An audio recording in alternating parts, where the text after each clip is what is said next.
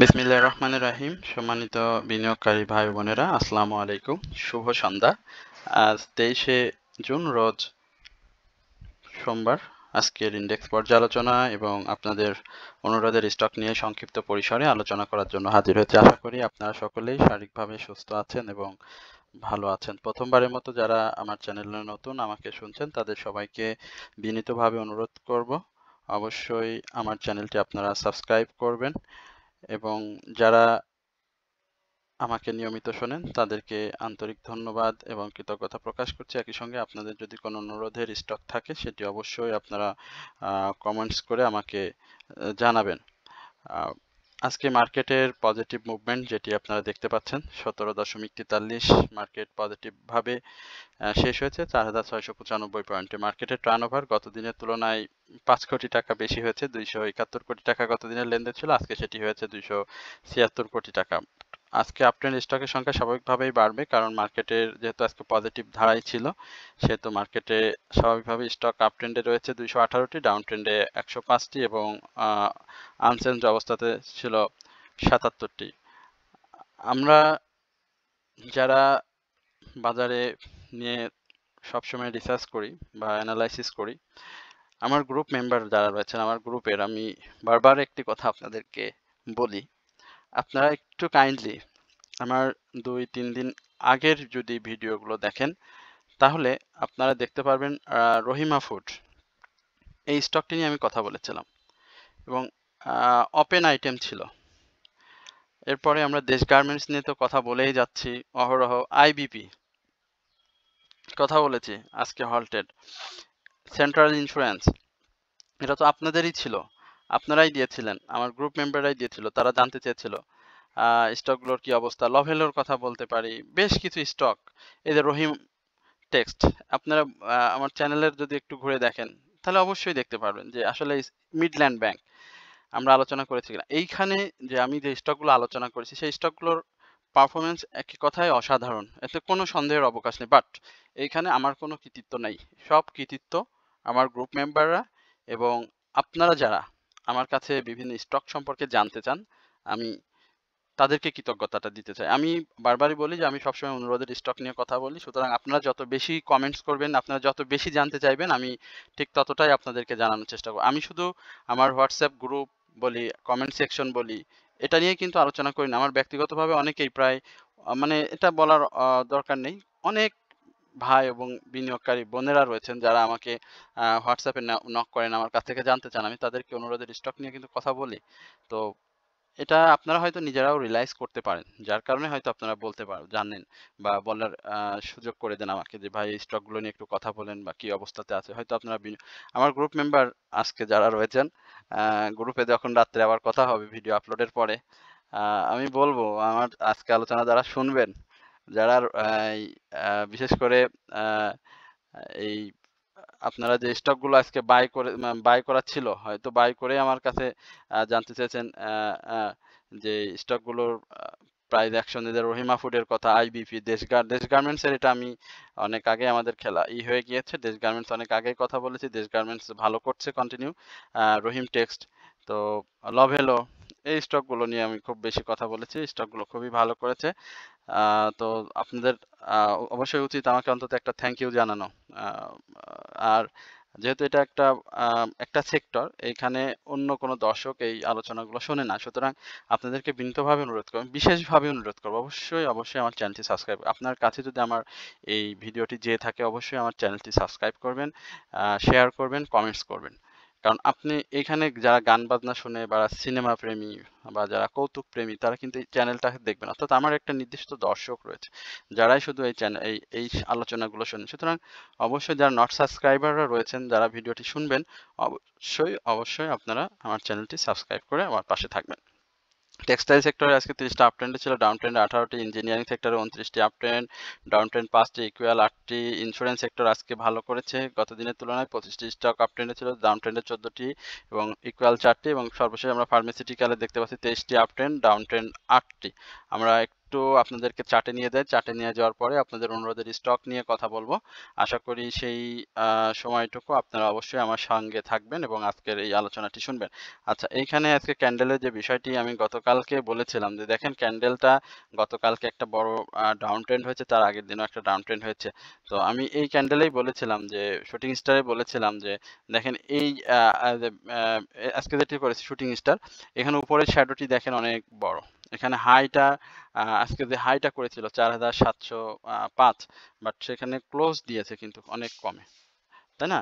তো এই ক্লোজটা যদি আরো 12-13 পয়েন্ট উপরে বা 10 পয়েন্ট উপরে হতো তাহলে এটি আরো বেশি ভালো হতো। বাট ভলিউমটা যেহেতু ধরে রেখেছে, মানে গত দিনের মতো ভলিউমটা করে রেখেছে, তো আশা করা যায় যে মার্কেট আরো একটা দিন আমরা আপ ট্রেন্ডে দেখবো। বাট এইখানটাতে যেহেতু মাসের শেষ, সেহেতু কারেকশন এবং আপ ট্রেন্ড দুইটাই মার্কেটে থাকবে। তো এই জন্য আমি বলবো যে যাদের প্রফিট থাকবে তারা অবশ্যই প্রফিটটা টেক করে নেবেন। মার্কেট সাপোর্ট জোনে রয়েছে, এটি নিঃসন্দেহে একটা ভালো জায়গা, এবং মার্কেট এইখান থেকে যদি আগামী দিনে একটা আমরা আপ ট্রেন্ড দেখবো মার্কেটের। বাট পরেতে কিন্তু আবার একটা কারেকশন জোনের ঝুঁকি থেকে যাবে, কারণ এখানে দেখতে পাচ্ছেন যে হিস্টোগ্রামের বার কিন্তু ধূসর এবং ছোট হয়ে আসে। তো এই বিষয়গুলো আপনারা মাথায় রাখবেন। আচ্ছা, এরপরে আমরা একটু আপনাদের অনুরোধের আহ, কিছু স্টক রয়েছে, বিশেষ করে আমরা দেখেছি যে কি বলে এটাকে, লাইফ সেক্টরের লাইফ সেক্টরের বেশ কিছু স্টক রয়েছে, আমরা একটু দেখব। প্রথমে মেঘনা লাইফ ইন্স্যুরেন্স, একটু দেখে আসি মেঘনা লাইফ নিয়ে। আমার এক বড় ভাই হোয়াটসঅ্যাপে জানতে চাচ্ছেন, আমরা একটু মেঘনা আহ, কি অবস্থায় আছে আপনাদেরকে দেখানোর চেষ্টা করি। আপনারা দেখতে পাচ্ছেন যে মেঘনা লাইফ আজকে 40 পয়সা প্রাইস আপ ট্রেন্ড করেছে, বাট গত দিনের যে হাইটি ছিল তার নিচেই সে ক্লোজ করেছে। তো ভলিউমটা নেই, ভলিউমটা খুবই কম, লাখের কোঠায় ভলিউম। সে এই জায়গা থেকেই কিন্তু সে ভলিউমটা ডিক্লাইন করেছে এবং ভলিউমটা ধরে রাখতে পারেনি। তো স্বাভাবিকভাবে আমরা স্টকটির ডাউন ট্রেন্ড ছিল 52 সপ্তাহের 43 টাকা 90 পয়সা, যেটি সে গতকালকে করেছে, স্বাভাবিকভাবে আমরা আজকে একটা পজিটিভ মুভমেন্ট দেখব, সেটি হয়েছে। এইখানে আমার একটু বলার আছে, সেটা হচ্ছে স্টকটির ক্যাশ ডিভিডেন্ড বলি বা অন্যান্য যা কিছু বলি, মোটামুটি মেঘনা লাইফের একটা জায়গায় আমরা দেখেছি, বাট এই স্টকটি কন্টিনিউ কখনো পারফর্ম করতে পারেনি। তো যার কারণে আমরা এই জায়গাতে অর্থাৎ 44 টাকা 40 পয়সা থেকে 45 টাকা 60 পয়সা এবং 45 টাকা 70 পয়সা, এই জায়গাগুলোটা স্টকটিকে আবারও দেখতে পাবো, এবং সেটাকে যদি সে সাকসেসফুল ব্রেকআউট করতে পারে, ইভেন যদি 47 টাকা 50 পয়সা যদি ক্লোজ করতে পারে, তাহলে স্টকটি আমরা 49 টাকা থেকে এই 49 টাকা থেকে 50 টাকা একটা ছোটখাটো একটা প্রাইস মুভমেন্ট দেখতে পাবো। বাট যেহেতু বাই সিগন্যাল রয়েছে, বাট সেটি খুব বেশি আহ, আহ, না, যে বড় সড়ো বাই সিগন্যাল আমি এখানে বলবো না, কারণ ক্যান্ডেল হিস্টোগ্রামের বারগুলো আসলে অনেক ছোট এবং ধূসর হয়ে আসে। সুতরাং এখানে এই 45 টাকা থেকে 43 টাকা এই জায়গাটা স্টকটি আবারও অবস্থান করবে। আর যদি 43 টাকা 90 পয়সার যে সাপোর্ট সেটি যদি ভেঙে দেয়, তাহলে কিন্তু 39 টাকা এই জায়গাটাকে স্টকটি অবস্থান করবে। আচ্ছা, এরপরে আমরা ইউনিয়ন ইন্স্যুরেন্স একটু দেখে আসি, ইউনিয়ন ইন্স্যুরেন্সের কি অবস্থা। ইউনিয়ন ইন্স্যুরেন্স আমরা দেখতে পাচ্ছি খুব চমৎকারভাবে প্রাইস অ্যাকশন করেছিল কিছুদিন আগে। তো ভাই মনে হয় আপ ট্রেন্ডে থাকতেই মনে হয় বাই করে ফেলেছেন, যার কারণে এখন জানার, কিন্তু সে একটা গেম দিয়েছে, হ্যাঁ সে একটা গেম দিয়েছে। আজকে 90 পয়সা হয়েছে, গত দিনের যে হাই ছিল সেই হাইয়ে ক্লোজ করেছে। এইখানটাতে আমরা স্টকটির আসলে ফ্রি স্পেস যেটা 30 টাকার উপরে একটা ক্লোজ দিতে হবে। যে ভাই বলেছেন তাকে বলি যে এইটাই একটা ফ্রি স্পেস তাকে দিতে হবে, কারণ এই ধরনের স্টকে মূলত 2-3 টাকার বেশি আসলে খুব বেশি দ্রুত গেইন করা যায় না। এটা আপনাকে মাথায় রাখতে হবে। আপনার যদি প্রফিট থাকে তাহলে প্রফিট নিতে হবে। এখানে যদি আপনি 20,000 বাই করেন, কি বলে, যদি 25 টাকায় বাই করেন, তাহলে আপনার টার্গেট থাকবে আপনার 28 টাকার মধ্যে সেল করে প্রফিটটা লক করে নেওয়া। তো যেহেতু মার্কেট পরিস্থিতি খারাপ, সেহেতু আমি বলবো যে আপনার এই স্টকটি অবশ্যই 30 টাকার একটা যে ফ্রি স্পেস যদি পাইতে চাই মার্কেটে প্রাইস অ্যাকশনের জন্য, সেটাকে ব্রেকআউট করতে হবে। আর যদি আপনার 27-28 টাকা বা 25-26 টাকা এই লেভেলে বাই থাকে, তাহলে আগামী দিনে আপনি অবশ্যই প্রফিট টেক করে নেবেন। আর স্টকটিতে এই মুহূর্তে বাই সিগন্যাল রয়েছে, আরএসআই বাড়ার যথেষ্ট জায়গা রয়েছে, সুতরাং অপেক্ষা করতে হবে। মার্কেট পজিটিভ হলে অবশ্যই ভালো করবে। আচ্ছা, লাফার্স বাংলা হোলসিম, যেটি আমরা মার্কেটের অনেক ভালো একটা ফান্ডামেন্টাল স্টক হিসেবে ধরে রাখি, সেই স্টকটি আপনারা দেখতে পাচ্ছেন হোলসিম, লাফার্স হোলসিম বাংলাদেশ পিএলসি, যেটি সিমেন্ট সেক্টরের। এই জায়গাটা আজকে দেখেন সে 10 পয়সা করেছে, গতকালকে 30 পয়সা। এই স্টকটি আমি বলি, আমার নিজেরই বাই ছিল 59 টাকা, আমি 69 টাকা আমার বাই ছিল, এবং সেটা ছিল 2023-এ, যখন লকডাউন ছিল মার্কেটের। লকডাউনের পরে যখন মার্কেট খোলে, এটা ফ্লোর প্রাইস থেকে যখন ওঠে, এবং আমি 76 টাকায় বের হয়ে গেছিলাম। আমি কিন্তু এত বেশি লাভ করার চিন্তা করিনি। তারপর থেকেই কিন্তু স্টকটি একেবারে ডাউনে, এই তারপর থেকেই এখন পর্যন্ত সে ইয়ারলি লো যেটি 42 টাকা 50 পয়সা, সেই 42 টাকা 50 পয়সা এই মুহূর্তে আমরা এই লাফার্স হোলসিম বাংলাদেশ লিমিটেডকে দেখব না। বাট এই জায়গাতে 42 টাকা থেকে 45 টাকা, এই জোনটাতে সে সাইডওয়েজ মুভমেন্ট নিবে, এবং 45 টাকার উপরে ক্লোজ করতে পারলে 48 টাকা এই স্টকটির গন্তব্য হবে। ক্লিয়ার? এরপরে স্টকটি আমরা নতুন করে চিন্তা করব। স্টকটিতে এই মুহূর্তে বাই সিগন্যাল রয়েছে, যেহেতু এটির পাবলিক হোল্ডিং অনেক বেশি, 16,50,00,000 শেয়ার, সুতরাং স্টকটির অবশ্যই আপনার ভলিউমটা গেইন করতে হবে। আচ্ছা, এরপরে এসপিসিএল, আমরা একটু এসপিসিএল নিয়ে একটু কথা বলি আপনাদের সাথে। এসপিসিএল এর কি অবস্থা আমরা দেখতে পাচ্ছি। এসপিসিএল 35 টাকা 90 পয়সা আজকে ক্লোজ করেছে এসপিসিএল, এবং এসপিসিএল এর যেটি আমরা জানি শাহীবাজার, হ্যাঁ, অনেকে হয়তো বুঝতে পারবেন না, Shahibazar power company limited SPCL price action করেছে 1 টাকা 20 পয়সা, গতকালকে 2 টাকা ডিক্লাইন করার পরে আজকে সে করেছে। তো এইখানটাতে আমি যেটি বলবো যে এসপিসিএল যাদের কাছে রয়েছে তাদেরকে হোল্ড করতে হবে, যেহেতু সে 12% ক্যাশ দিয়েছে, পি রেশিও, ন্যাব সবকিছুই ভালো, এবং একটা ছোটখাটো মুভমেন্ট সে এর আগে করেছে। তো এই মুভমেন্টে আমরা এসপিসিএলকে মার্কেট পজিটিভ মুভমেন্টে না আসার আগ পর্যন্ত এসপিসিএলকে খুব বেশি একটা পজিটিভে পাবো না, এবং ভলিউমটা গেইন করতে হবে। পাবলিক হোল্ডিং যেহেতু 5 কোটির মতো শেয়ার রয়েছে, সেহেতু আমরা বলবো যে যাদের এসপিসিএল রয়েছে তারা অবশ্যই স্টকটিতে হোল্ড করবেন, এবং যদি সে মুভমেন্টে আসে তাহলে কিন্তু প্রাইস অ্যাকশন করবে, এবং সেটি 38 টাকা থেকে 39 টাকা এই জায়গাতে আমরা স্টকটিকে প্রাথমিকভাবে দেখতে পাবো। আর সাপোর্ট জোন যেটি এর আগেও বলেছিলাম 34 টাকা 40 পয়সা, এবং সেটা যদি ব্রেকডাউন করে নিচে চলে আসে তাহলে সেটি আমরা 33 টাকা এই জায়গাতে সেইখানটাতে হয়তো আমরা এসপিসিএল কে দেখতে পাবো না। মার্কেট ভালো হলে অবশ্যই ফুয়েল অ্যান্ড পাওয়ার সেক্টর অনেক বেশি ভালো করবে, তার মধ্যে এই এসপিসিএলটা কিন্তু অন্যতম। আপনারা নিজেরাও দেখতে পাচ্ছেন যে বিশ্ববাজারে যে যুদ্ধের পরিস্থিতি, হরমুজ প্রণালী বন্ধ করে দেওয়া হচ্ছে ইরান, এবং সেখানে কিন্তু ফুয়েল অ্যান্ড পাওয়ার সেক্টর একটা ভালো প্রভাব পড়বে। তো সুতরাং আশা করা যায় শাহীবাজার এই প্রভাবে শাহীবাজার কোম্পানি এটিও ভালো করবে। আচ্ছা, অ্যাকুমুলেশন জোনে রয়েছে আমরা এই বিসেচারির ডাউন ট্রেন্ড। অনেকেই প্রশ্ন করছেন যে বিসেচারি এখনো কেন ডাউন ট্রেন্ডে, বিসেচারি প্রাইস অ্যাকশন হচ্ছে না কেন? আজকে কিন্তু 1 টাকা প্রাইস অ্যাকশন করছে, ভলিউম পেয়েছে, বেশ ভালো ভলিউম পেয়েছে, এবং ভলিউমটা সে কিন্তু এবারে কিন্তু গেইন করার চেষ্টা করছে, এবং এই ভলিউমটা গেইন করলে কিন্তু এই দেখেন যে এখানে কাপ অ্যান্ড হ্যান্ডেল প্যাটার্নে সে চেষ্টা করেছিল, বাট সেটি সে কিন্তু করতে পারেনি। তো যার কারণে সে আবার ডাউন ট্রেন্ডে চলে এসেছে। এইখানটাতে 45 টাকার উপরে, বিশেষ করে আজকে যে ক্লোজটা হয়েছে, এটা যদি 45 টাকা 20 পয়সা থেকে 20 পয়সা দিতে পারতো, তো 45 টাকা 20 পয়সা থেকে 48 টাকা 70 পয়সা এই জায়গাটা স্টকটির জন্য খুব একটা মানে বাধাপ্রাপ্ত হওয়ার জোন রয়েছে। তো এই জোনটা সে ব্রেকআউট করতে পারলে আবারও বিসিএসআরই ভালো করবে। সুতরাং যাদের কাছে রয়েছে আমি মনে করি যে বিসিএসআরই সামনের দিনগুলোতে অবশ্যই মার্কেট পজিটিভ মুভমেন্টে থাকলে বিসিএসআরই ভালো করবে। তো তার বায়াররাও কিন্তু রয়েছে, বায়াররা এখানে যদি একটু ভালোভাবে বলি, মনে হচ্ছে নিজেদের মধ্যে একটা বেচা কিনা করতেছে। তো সেই বেচা কিনা করলে আবারও সে মুভমেন্টে চলে যাবে লভেলের মতো। আচ্ছা, এরপরে আমরা রবিতে দেখি। রবির উপরে ক্যান্ডেলটি অনেক দুর্বল, রবির ক্যান্ডেলটি ভালো আসেনি, অনেক শ্যাডো এবং দুর্বল ক্যান্ডেল। 10 পয়সা প্রাইস অ্যাকশন হয়েছে। রবির পাবলিক হোল্ডিং অনেক বেশি জানি আমরা সকলেই, সুতরাং এই থার্ড কোয়ার্টার ইপিএসটা, 5 কোয়ার্টার ইপিএস, ক্যাশ ডিভিডেন্ড সবকিছু ভালোর পরেও রবি কিন্তু বেশ দ্রুতগতিতেই যাচ্ছে। তো টেলিকমিউনিকেশন সেক্টরের আমরা খুব বেশি মুভমেন্ট দেখিনি। আজকে জিপি অনেক ভালো করেছে, এবং মার্কেট পজিটিভে জিপির বেশ বড় ভূমিকা রয়েছে। তো জিপিটাও যদি কন্টিনিউ রোল প্লে করে, তো আশা করা যায় যে স্টকটি আস্তে আস্তে মুভমেন্টে ফিরে আসবে। তবে কালকে আমরা হয়তো 23-24 টাকার আশেপাশে ক্লোজ দেখবো, বাট এই ক্লোজটা কিন্তু সাস্টেনেবল হবে না। আবারও কারেকশন জোন আসতে পারে, এবং সেটি 23 টাকা 70 পয়সার এর আশেপাশে।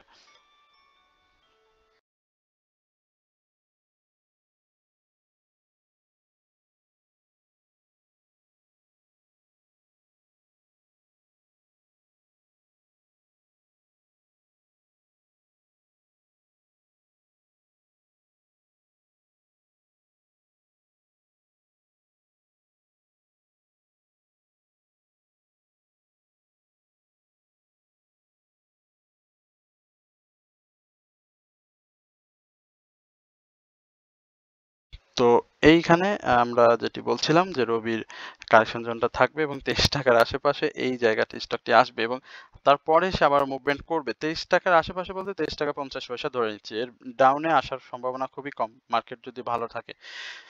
সিপাল খুব আমরা বলেছিলাম সিপাল খুব সুন্দর প্রাইস অ্যাকশন করেছে।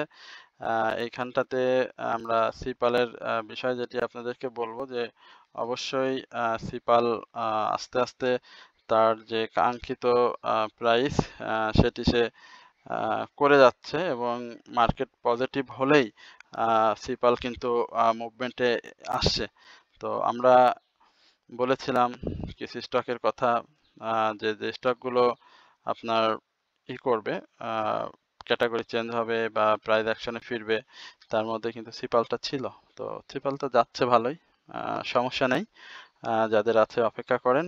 গত দিনের দেখেন 20 পয়সা ডাউনে এসে কিন্তু আজকে 1 টাকা 80 পয়সা ভালো প্রাইস অ্যাকশন করেছে। ভলিউমটা আরেকটু গেইন করতে হবে।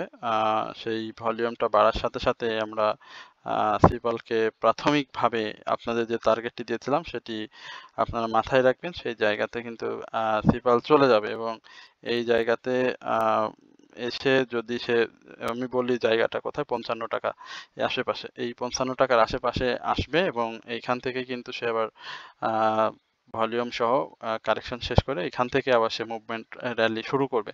সুতরাং যাদের রয়েছে আলহামদুলিল্লাহ থাকতে পারেন, ভালো হবে ইনশাল্লাহ। এরপরে আমরা সিভিও নিয়ে একটু কথা বলি। আমার সিভিও নিয়ে অনেকের অনেক অনুরোধ রয়েছে, সিভিওটা একটু দেখে আসি। এটিও বারবারই বলেছিলাম যে ফুয়েল অ্যান্ড পাওয়ার সেক্টরের স্টক তো আপনারা দেখেন, ভালো করবে। কারেকশন জোর অনেক করেছে, অনেক কারেকশন করেছে। আজকে যে ৮৬ টাকা, সরি আজকে যে 124 টাকা ক্লোজ করেছে, এই জায়গাটা কিন্তু স্টকটির অনেক পুরানো সাপোর্ট ছিল। সেই সাপোর্টটাকে সে গতদিনে ভেঙে ফেলেছিল 9 টাকা 80 পয়সার মতো করে। এখান থেকে পাবলিক হোল্ডিং অনেক বেড়েছে, 1 কোটির মতো শেয়ার রয়েছে। থার্ড কোয়ার্টার ইপিএস ভালো, ক্যাশ ডিভিডেন্ড হিস্ট্রি ভালো। সুতরাং আমি মনে করি যে স্টকটিতে থাকলে খারাপ হবে না। তবে এখন এই মুহূর্তে এন্ট্রিটা না নিলে সব থেকে ভালো হবে, কারণ বায়ারের আধিপত্যটা আমরা খুব বেশি দেখছি না। হ্যাঁ, কেউ যদি এন্ট্রি নিতে চান তাহলে আমি বলবো যে একটু অপেক্ষা করতে হবে আরো পরে, এবং 124 122 এই জায়গাটাতে স্টকটি আসে কিনা একটু লক্ষ্য রাখতে হবে, যেহেতু নতুন করে সেল সিগন্যালটা এসেছে। আশা করি যেহেতু আপনারা অনেক বিচক্ষণ, হ্যাঁ আপনারা অনেক বিচক্ষণ, অনেক ভালো ব্যবসা বোঝেন, সুতরাং আমি বলবো যে আপনারা এই বিষয়গুলো মাথায় রেখে তারপরে আপনারা বাই সেল করবেন। আচ্ছা, আজকে বেশ কিছু আমার কম্পিউটারের নেটের প্রবলেম হচ্ছে মনে হচ্ছে, যার কারণে আমরা স্টকগুলো আসলে সঠিকভাবে আপনাদেরকে দিতে পারছি না। যার কারণে আপনারা হয়তো আপনাদের যে স্টক রয়েছে সেই সেই স্টক সম্পর্কে আমরা একটু, আচ্ছা আমরা একটু ন্যাশনাল লাইফ ইন্স্যুরেন্স যেটি রয়েছে এনএটি এলআই,